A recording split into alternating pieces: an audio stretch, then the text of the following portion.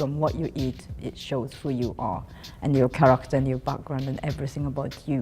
Individuals are using social media, in particular Instagram, to tell stories about food and how they relate to food and whether or not that's changing their behaviour. When we were reading about Christine's work on digital foodscapes, we were really excited about how that potential of that technology can transform food from now into the future.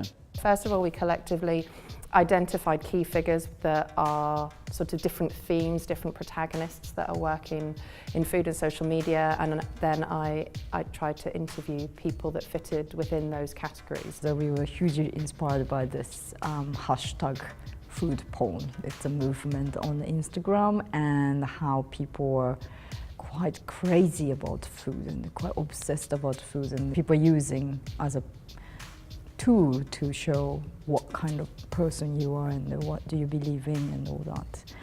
From the research material and the conversation, we are currently creating a food fiction dining experience. We wanted to think of a project where we could bring together the different aspects that we were interested in. So we start off with food porn, which is the recent trend of very visual, colourful textures, assemblage of forms that are piles constructed to be photographed, not necessarily consumed. It's all about eating with your eyes rather than even the mouth.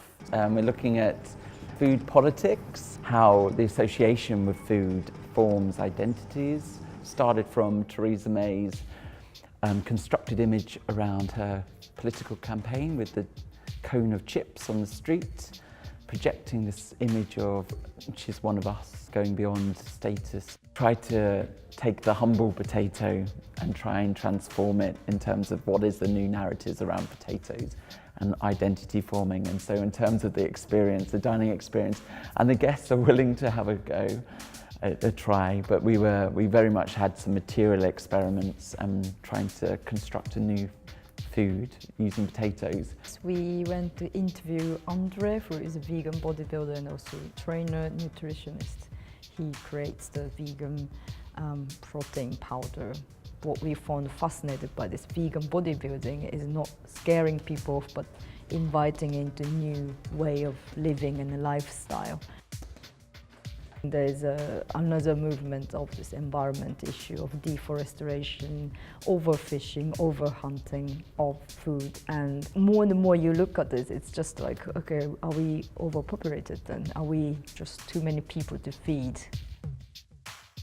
The dining experience is a part of the research, isn't it? It is a user testing. So these are very just out of the studio kind of works. We're testing, we're recording, we're seeing what the reactions are in the discussion. So it's live research. It's a very interesting instinct that we have with food, naturally. So it's the perfect arena as a theatrical experience, a performative experience to share these ideas in a discussion around the meal.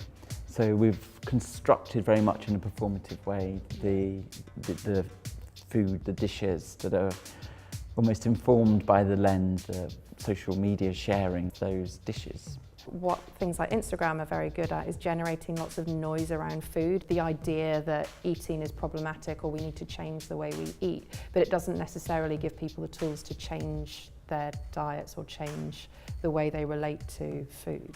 This kind of meta-analysis of themes in food and Instagram is really interesting, and I don't think has been done before.